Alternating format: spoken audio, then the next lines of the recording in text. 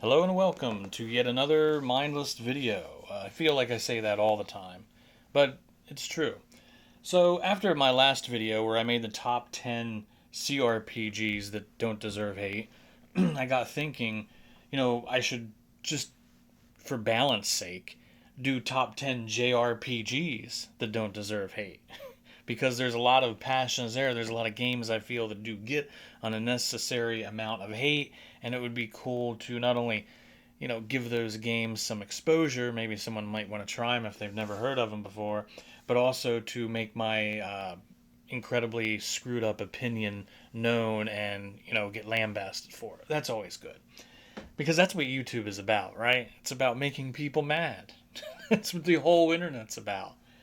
So yeah, that's right. So I picked 10 games. I kind of whittled it down. I had about 22 of them, I think, until I whittled it down to the top 10. I think really get the most hate and the most ignorant comments about them from YouTubers and forum goers around the web. So I got it. I got my list and I'm ready. So let's do it because we don't want this to take 2 hours, right? These videos actually take me a lot of time because I'm, you know, stupid. But here we go. Number 10. Number 10 on the top 10 JRPGs that don't deserve hate would be Class of Heroes, the entire series. Now, here's the thing about Class of Heroes, right? I love dungeon crawlers. I especially love Japanese dungeon crawlers because when the Americans abandoned the the genre in the late 90s, early 2000s, it was the Japanese developers across the Pacific who picked up that genre and ran with it. So you have people. Etrian Odyssey is a popular series because people like the modernization that Etrian Odyssey gives you. Some people like Dungeon Travelers because Dungeon Travelers has a lot of perverted content and nudity, which is also good. I can understand why you would want that. Some people like the Labyrinth of Refrain. There's those games. I think there's only two of them now because they like it to be more like Disgaea and have a lot of supplemental content. So there's all. Some people like Demon Gaze, the Demon Gaze games, because they like it to be more like a Japanese anime kind of experience. So I get that. I understand it. To me, Class of Heroes, what I really love about Class of Heroes is it's a very crunchy game. You, by that I mean numbers matter, progression matters, leveling matters. You beat enemies with sheer number overwhelming. You know what I mean? Like your characters are just stronger, have a higher level, and better gear, and it's just very simple. It's kind of chill, but it's also a little bit on the challenging side because of that. Is it a little grindy? Yes. The levels are huge. I think out of all those Japanese gritters or dungeon crawlers, they have the biggest levels in them, and I just always loved Class of Heroes because yeah, the graphics aren't really as good. The story isn't anything super memorable. But what I really loved about those games, and the third one is getting remastered on Steam this month too, by the way. So nice little tie in there. I'm not getting paid to say that, by the way. What I always loved about it is it's more of a bare bones vanilla kind of Japanese gritter. It's no frills, but it's kind of number crunchy, and I think people who really love dungeon crawlers love Class of Heroes. It's just that it gets a lot of hate from people that are more used to the modern ones like Etrian Odyssey, or the really good looking ones, or ones that have a lot of boobage in them, like like Dungeon Travelers or whatever. So I think because of that, Class of Heroes gets kind of thrown on the ground and kicked around a little bit, which it doesn't deserve. So, okay. Number 9, since we're also going to talk about another dungeon crawler, coming in at number 9 on the top 10 JRPGs that don't deserve hate would be Arcana. Arcana is kind of an obscure game for the Super Nintendo. It was really hard to find. As a matter of fact, when I got the game as a teenager, I could never find it in stores. I used to always rent it from a video store down where I live. And I eventually went to the guy who owned the video store. I was like, what, 16, 15, 16 years old at the time. And I told the guy, I said, look, I can't find this game anywhere. I'm tired of renting it every weekend. So can I just buy it from you? So he disappeared behind the counter, came back like 10 minutes later and said, yeah, give me $20. I'll sell it to you. So I had some money because, I had $5 a week allowance. I gave him the 20. I took it, and that's it. I had a little sticker on it that I couldn't remove that said, if this sticker is on there, it's stolen or whatever. But Arcana was a great game. Arcana was a dungeon crawler for the Super Nintendo that was completely Japanese. It wasn't one of these games like Wizardry or Might and Magic that started as an American game and was ported to a Japanese console. It was a Japanese gritter, a Japanese dungeon crawler. It was incredibly good. Music was great. I think it was made by the same people that did Earthbound. Somebody fact checked for me under the video here, but I think it was HAL Laboratory, right? Didn't they? I don't know. But it had a great music, had a great soundtrack. The graphics were amazing for an early Super Nintendo game. The game basically, because it was Arcana, you were a card master or card summoner, and you could summon spirits from cards to fill up your party. The dungeons were insane though. Uh, you couldn't save, I think, unless you were outside of the dungeon. So it was one of those games that you had to have no life to play. And I think that's why, I think because of the obscurity of it and the fact that Japanese gritters weren't really in during the early 90s, the 16-bit era. I think because of that, it never really caught on. And it's one of those games that even now nobody really talks about. I don't think it deserves. Uh, Maybe not hate. Maybe it doesn't get hate. Maybe it just gets more indifference. But it's a game that definitely deserves more than it's given. So if you get bored sometime, play Arcana. Very good Super Nintendo game. Okay. So coming in at number 8, we're sticking with the Super Nintendo for this game. Coming in at 8 is Seventh Saga. Now, I was actually a little bit concerned about putting this on the list since actually there is a very strong fan community for Seventh Saga. I've recently become aware of this. If you look on the emulation sites, there are a lot of fan hacks and mods for Seventh Saga. Apparently, there's a lot of people like me that really dig that game. But when I was playing it my senior year in high school, back in late 1993, I knew of nobody, even amongst my Dungeons and Dragons buddies, who were playing that game. Yes, it's incredibly grindy. Yes, it's incredibly difficult. Yes, you die a lot. Yes, you're. But here's the thing about Seventh Saga, right? It was a game where you can recruit people into your party and they can randomly betray you. You actually had to deal with inter-party relationships.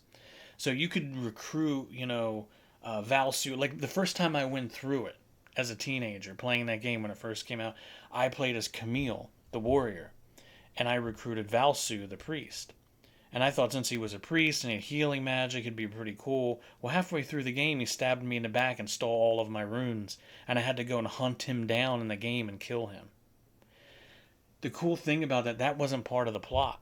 That was a random thing that sometimes happens in the game according to chance, according to dice rolls, I guess.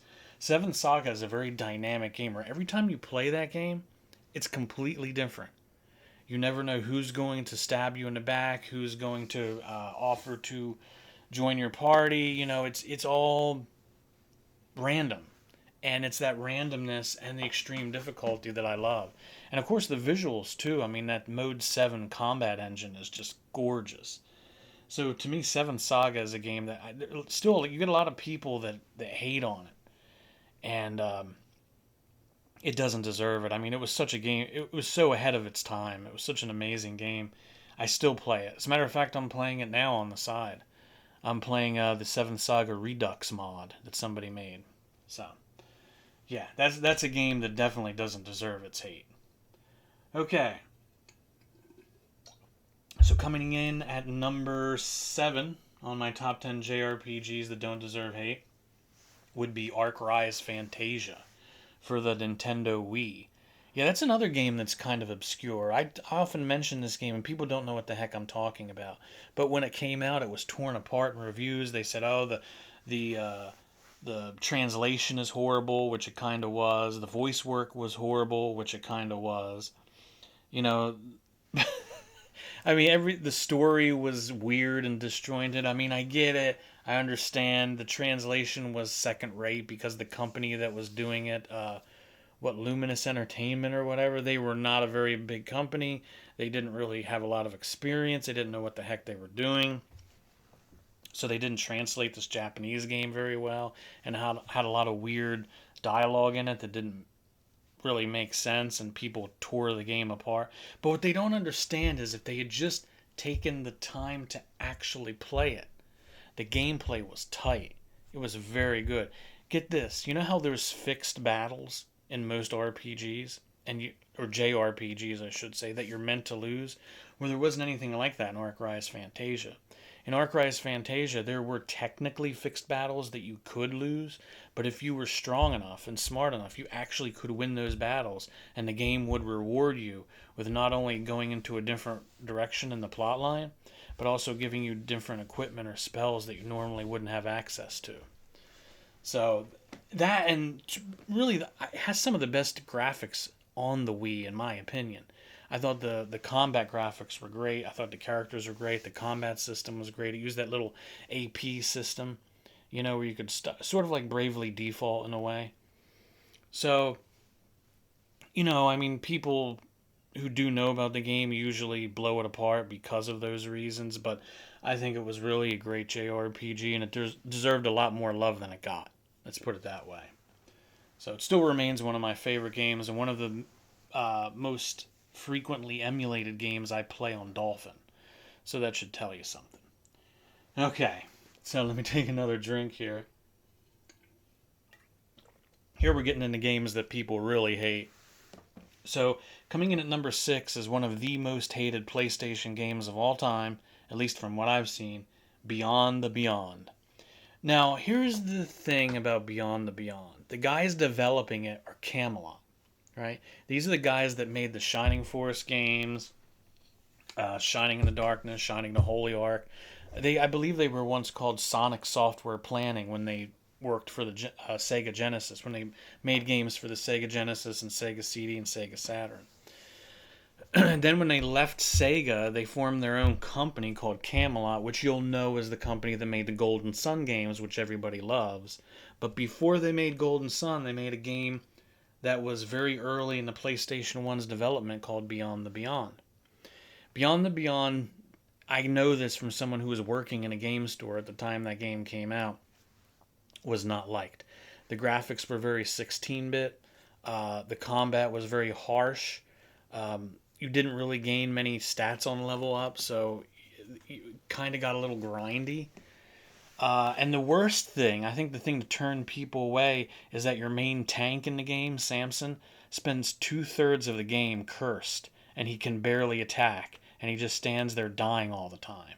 That was a really bad mistake in the game. I know it's part of the story that you're trying to cure Samson, but the fact that he becomes such a party liability through most of the game, it really drags it down. And I think for a lot of people, they stopped playing it because of that, because it looked so old, because it played like an old style game. People wanted Final Fantasy VII. They wanted games that looked modern, that were easier, that were more cinematic. Beyond and Beyond was none of those. It was a game that should have been on the 16-bit systems, really. It should have been. It should have been on the Sega Genesis or Super Nintendo because it was that style of JRPG. And for that reason, along with the whole Samson thing, I think a lot of people just said no, turned their nose up at it, and moved on. But Beyond the Beyond's not bad. I mean, the combat is, in my opinion, pretty slick. I like the viewpoint where everything's pixelated, but they kind of make it look 3D. I think the soundtrack is kind of underrated. You could do worse. You could do worse. There are worse RPGs on the PS1. Okay? But for some reason, everybody destroys Beyond the Beyond. So, I just don't think it deserves the hate that it gets. So, I'm leaving it at number 6. All right. So, let me take a drink here. Coming in at number 5. Number 5 on the top 10 JRPGs that don't deserve hate would be Virtual Hydlide for the Sega Saturn. It's funny. I put this on here because I always loved it, but I've been watching Zophar. If you go to his streams, the guy who created Zophar's domain, he has his own streaming channel on Twitch and YouTube. And if you go to his channel, he plays a lot of Virtual Highlight. And I was actually shocked that someone other than me actually still plays that game. I bought that when it came out for the Saturn, well, not only because I like the original Highlight and I like dungeon crawler type games, but because I thought the graphics really looked neat. Are they janky? Yes. Does the game run like molasses going up the hill in winter? Yes. But I think for its time, it was a very brave and adventurous pathway to take to take Highlight because they made it 3D. They gave it. They tried to make it modern. Let's put it that way. They tried to make it modern, and it failed because a lot of people at that time, when they were thinking modern JRPGs, they were thinking Final Fantasy VII. They were thinking Xenogears. They were thinking Parasite Eve. Those were the games people were thinking of when they thought of modern JRPGs. So Virtual Highlight, even though it tried to look modern, it ran like dog doo doo, and and the game was still in that old kind of hack and slash dungeon crawler sort of mold that the old 16-bit games were. So a lot of people just went, nah, not having it, not even wasting my time, and it completely flopped. I still think it's one of the Saturn's best games and one of the best RPGs of the 32-bit generation. So hate me for it, but it's fun. And I got it. I remember buying it around Halloween, and I remember playing it around Halloween every year thereafter, and I still play it. It's one of the games I play around Halloween because it's so spooky. I mean, it has vampires and bats and tombstones and graveyards, so it is. But it just always to me felt like a Halloween game. So I don't know. So I put Virtual Highlight at 5. Very good game. It's if you haven't never played it before, you should. It's definitely something to experience.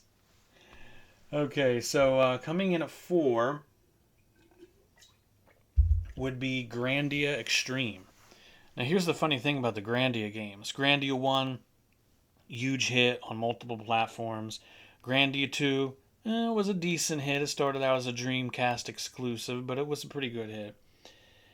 But Grandia Extreme, that was the next one to come out, and everybody hated it. I remember when it came out, people that I knew from the forums I was going to at the time did not like it. Because here's the thing, Grandia was always known as a game that had a pretty good story.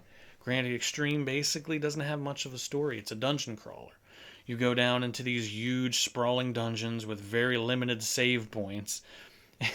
And they start getting really big too. So, that's why I recommend playing it on an emulator so you can do save states. But it's more like a dungeon crawler. You have large dungeons, tons of monsters you can't escape from. You have to grind your characters out, search for loot. You might spend 3 hours looking for a save spot, and then have to retrace your steps to get out. It can be a little daunting. I think it's a game that rewards players, though, because if you stick with it, the game gets really good and really challenging with a lot of fun boss fights and a lot of good optional content at the end. But because it was such a huge departure from Grandia 1 and 2, I think that's why everybody hated it. Plus, there was also the fact that Dean Cain and Lisa Loeb and Mark Hamill did the voice work for that game. And Dean Cain, who played Superman and Lois and Clark, and Mark Hamill, who was Luke Skywalker, and Lisa Loeb, the singer, in the 90s. Maybe they didn't do the greatest of jobs in the game as far as voice acting goes, but I mean, dude, it was like, what, 2003? Like, what what do you expect? It's not like nowadays where, JRPGs are actually taken seriously. Back then, the only people buying those games were super nerds like me. So, they didn't really care. But ignoring all of that, I think Grandia Extreme was actually really good if you like dungeon crawlers. If you notice, a lot of these games I'm mentioning in this video are dungeon crawlers. That should tell you something. I think dungeon crawlers are a very underappreciated and often unfairly criticized genre because people don't like the grindy nature of them. So, teach their own. But yeah, Grande Extreme, very good game. Doesn't deserve the hate that it still gets. Okay, coming in at number 3 in the top 10 JRPGs that don't deserve hate. Very, very meaningful entry for me because this game is something I'm very passionate about, and that's Dragon Quest VI. I'm a member of many different Dragon Quest forums and fan groups, and pretty much everyone in those forums, and back when I had a Facebook, I was actually laughed out of the Dragon Quest fan community on Facebook for saying this, because I said that Dragon Quest VI was one of the better Dragon Quests, and they said it's the worst. For some reason, everybody hates DQ6. I've heard people say the art stinks for some reason. I don't know why. They said the soundtrack is horrible. I don't know why. They said the story is confusing and makes no sense. That I can understand because it actually is kind of confusing with the whole mirror world and the dream versions of everybody. That it takes a while to like understand what's going on. So, oh, and also when you change classes, it doesn't change the look of your character too. So a lot of people have problems with that. That was also a problem with 7. But they fixed 7 when they remade Dragon Quest 7. Your character's clothing does change when they change classes. So there's all these reasons why they hate DQ6, and I don't get it. Because I'm going to tell you how I feel about it. DQ6 has my second favorite overworld music in a Dragon Quest game. My favorite one being Dragon Quest 2. It has one of my favorite soundtracks on the Super Famicom. I thought the art was very good. I thought the characters, Barbara and Carver and all of them. Of course, her name changes depending on what translation you're using. But I thought the characters were cool. The game didn't like bog you down with a bunch of silly subsystems or mini games like Dragon Quest V did. And for some reason, people worship Dragon Quest V as one of the better Dragon Quest. And I do agree it is good, mainly because of the marrying thing, especially if you play the DS version and you get the third option for a wife in Deborah. And I will say this, Deborah is the ultimate the ultimate wife that you can pick in a video game. If you ever played the DS version of Dragon Quest V and you got to marry Deborah, you know what I'm talking about. But back to Dragon Quest VI. I don't know why it's so hated because I disagree with everything people say about it except for the plot line. And if for some reason it just seems to be that it seems like DQ6 and DQ7 are the two like most hated of the Dragon Quest games. I will agree 7 has problems, and that would be a video for another time. I'm not going to get into it. But DQ6 is good. Like, I don't get why people hate on it so much, and like, specifically why they say the music and the graphics are so bad. I don't know. It's one of those things I just don't get, and I think it's unfairly torn apart, especially in modern Dragon Quest fan groups don't like it. Okay, so I'm going to get off that because I'm going to talk all day about Dragon Quest, and we don't want that. Okay, coming in at number 2 in top 10 JRPGs that don't deserve hate would be Phantasy Star 3. Now, see, this is another game in a very popular series that people hate. Just like how for some reason Dragon Quest fans all hate Dragon Quest VI, Phantasy Star fans usually seem to hate Phantasy Star 3, and I don't get it. The criticisms are, well, the animation is crap. Okay. The combat is crap. Okay. The graphics are crap. Okay. I mean, it is a Genesis game that it doesn't look as good as Phantasy Star 2 did on the Genesis. I will admit that. I will admit that the soundtrack does leave a little bit to be desired. The music is not as good as Phantasy Star 1, 2, and 4. Especially 2, which had some great tunes. But see, here's what I don't understand. They're forgetting the most important aspect of Phantasy Star 3. Phantasy Star 3 was a 16-bit Sega Genesis game. Came out in what, 92, I'm going to say? 92 or 93, somewhere along that timeline. And it was a game that let you choose. It was non-linear, first of all. It was a game that let you choose who you wanted to marry, and then you would play as the kids of that union. And then you would, as the child of the previous generation's character, actually see your dad, who you played as at the beginning of the game, grow old and die as king. And then you would choose another person. You would choose your next wife in the next generation. And those kids would be your final group that you would play as. And then you could see the parents that you had before that you played in the game earlier. Now they would grow old and die. I thought it was called Generations of Doom. It was Final Fantasy or Phantasy Star 3 Generations of Doom, because there were essentially three different generations you played as, and they would change depending on who you decided to marry. So you could like marry someone if you wanted magic users, like magicians, to play as later in the game with powerful magic. You would marry the elf girl because she had magic powers. Or you could marry the short-haired tomboy if you wanted strong characters, you know. So it was neat in that you had like a non-linear progression, but just the fact that you married and had kids, and those kids became your new characters, and the world would change to accommodate that. You could play the game 4 different times and end up with 4 different endings, with 4 different parties, with 4 different groups of characters that you would never see before because you picked different wives.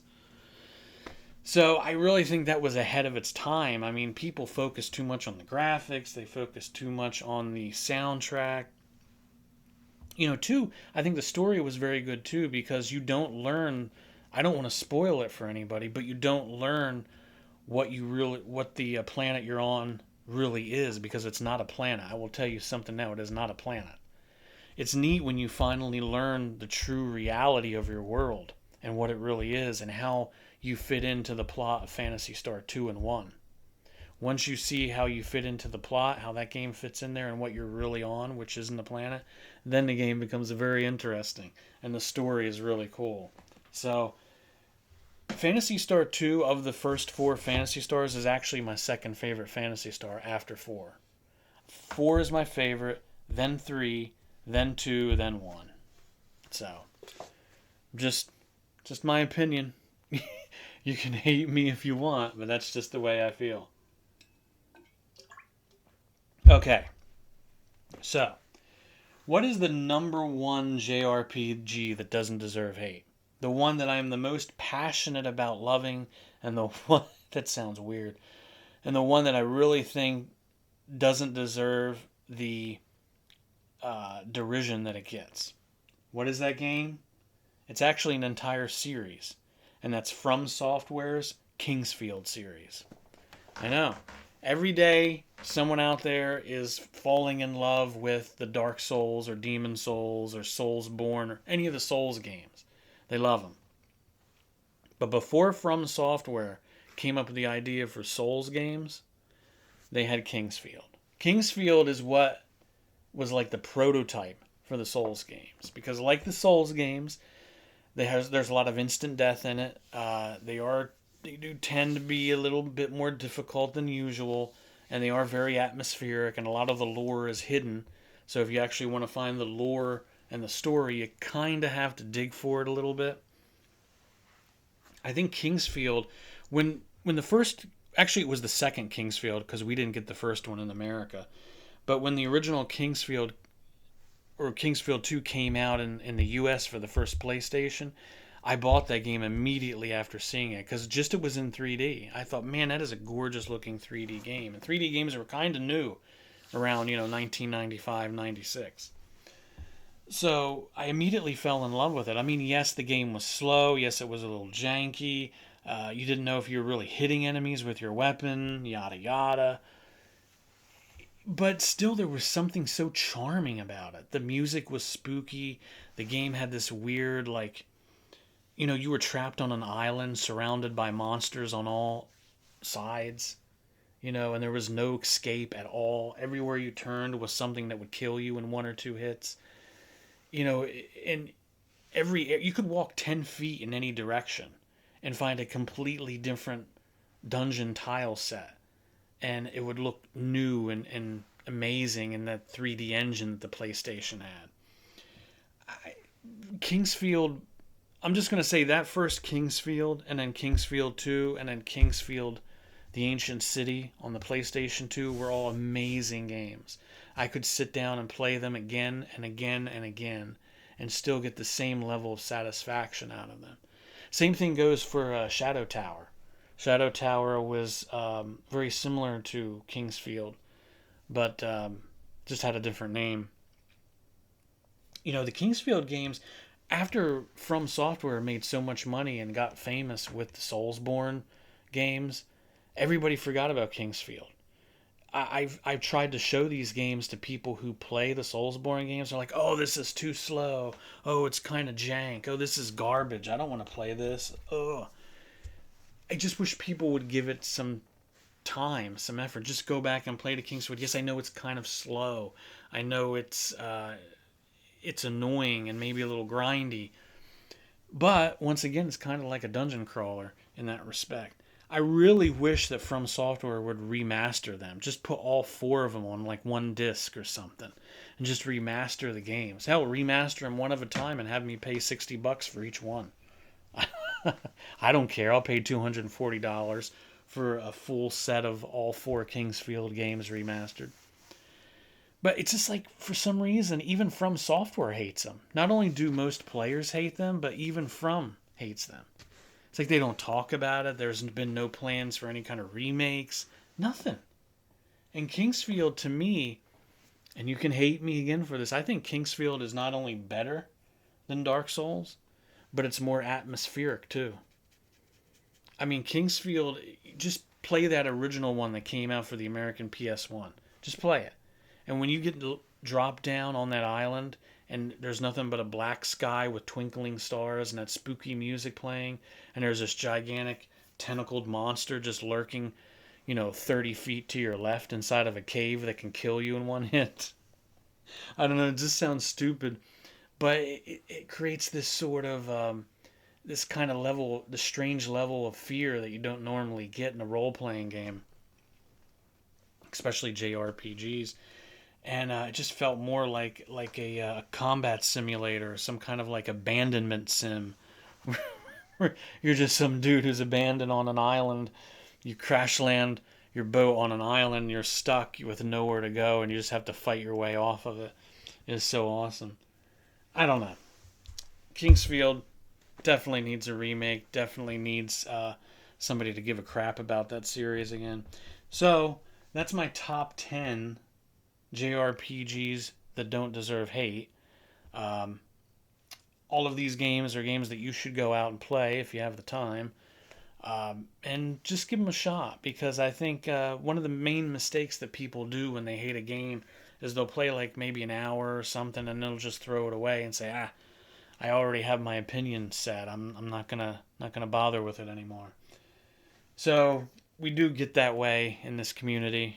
People love to hate on stuff. But sometimes it's nice to give a shot. Sometimes it's nice to just try and give something a chance. So these 10 games, they deserve a chance. Okay, and with that, I will bid you all a fond farewell. And as always, happy gaming.